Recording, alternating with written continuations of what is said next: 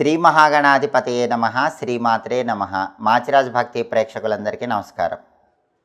June నెలలో మేషాది ద్వాదశ రాశులకి మాస ఫలితాలు ఏ విధంగా ఉంటాయో, నెల మొత్తం యోగించాలంటే ఎలాంటి ప్రత్యేకమైన విధి విధానాలు పాటించాలో, జూన్ నెలలో మేషాది ద్వాదశ రాశులకి ఏ తేదీలు కలిసి వస్తాయో ఏ తేదీలు కలిసి రావో, జూన్ నెలలో ద్వాదశ రాశుల వారికి మాస ఫలితాలు ఏ విధంగా ఉంటాయో ఈ వీడియోలో మనం తెలుసుకుందాం. తదుపరి వృషభ రాశి.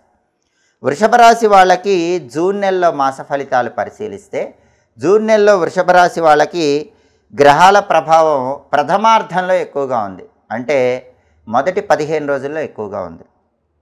శారీరకంగా కొద్దిగా గాయాలయ్యే సూచనలు మొదటి 15 రోజుల్లో ఉన్నాయి. కాబట్టి బండి మీద వెళ్తున్నా, కారులో వెళ్తున్నా ప్రమాదాలు జరగకుండా వెల్లుల్లిపాయ ఎప్పుడు దగ్గర పెట్టుకొని వృషభ రాశి వాళ్ళు ప్రయాణాలు చేసుకోవాలి.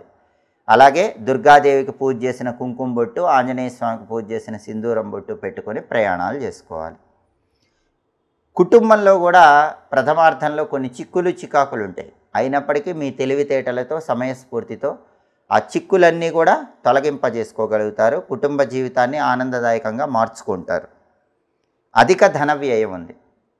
డబ్బులు ఎక్కువగా ఖర్చు అయ్యే సూచనలు ప్రథమార్థంలో ఉన్నాయి. కాబట్టి మొదటి 15 రోజుల్లో ధనం ఎక్కువ ఖర్చు కాకుండా ప్రత్యేకమైన జాగ్రత్తలు పాటించడం చాలా అవసరం అని చెప్పుకోవాలి. డబ్బు ఖర్చు విషయంలో వృషభ రాశి వాళ్ళు జూన్ నెల ప్రథమార్థం మొదటి 15 రోజుల్లో ఆలోచించి జాగ్రత్తగా డబ్బులు ఖర్చు చేసుకోవాలి. అలాగే ద్వితీయార్థంలో మాత్రం అనుకూలత బాగుంది. మొదటి 15 రోజుల తర్వాత బ్రహ్మాండంగా ధనం ఉంటుంది. వృత్తి వ్యాపారాల్లో కూడా మంచి లాభాలు ఉంటాయి. ఖర్చులు కొంచెం తగ్గుతాయి. శుభ కార్యక్రమాలు ఎక్కువగా జరుగుతాయి. నెల ద్వితీయార్థంలో ఎక్కువగా పెళ్ళిళ్ళు, పేరంటాలు, గృహప్రవేశాలు, లేకపోతే ఉపనయనాలు, ఏదో ఒక శుభ కార్యక్రమం అనేది జరుగుతూ ఉంటుంది. బంధుమిత్రులతో కలుసుకుంటారు. ఉల్లాసంగా ఉత్సాహంగా కాలాన్ని గడుపుతూ ఉంటారు. గౌరవ మర్యాదలు, కీర్తి ప్రతిష్టలు కూడా ద్వితీయార్థంలో ఎక్కువ ఉంటాయి. అలాగే సంతాన సౌఖ్యం ఉంటుంది. సంతానం వల్ల మంచి ప్రయోజనాలు ఉంటాయి. వాళ్ళ వల్ల మంచి లాభాలు పొందుతారు. సంతానం గురించిన శుభవార్త కొత్తగా పెళ్ళైన వాళ్ళు వింటారు.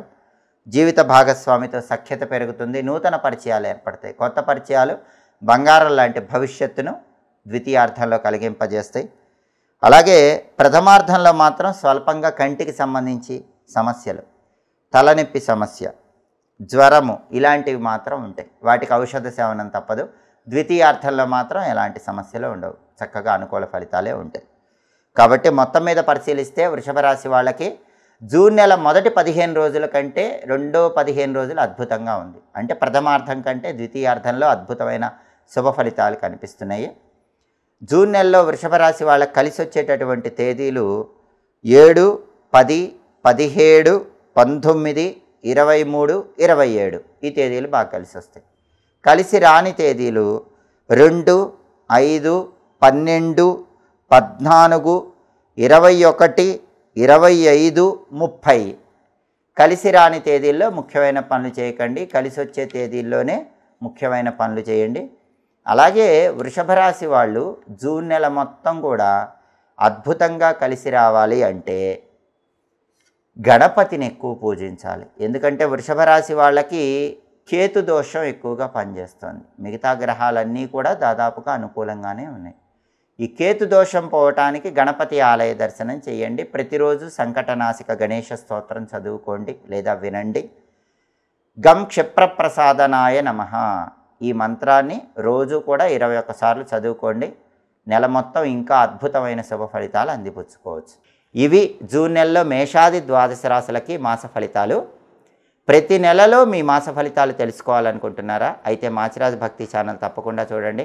మా వీడియోస్ మీకు నచ్చినట్లయితే మా ఛానల్ లైక్ చేయండి, కామెంట్ చేయండి.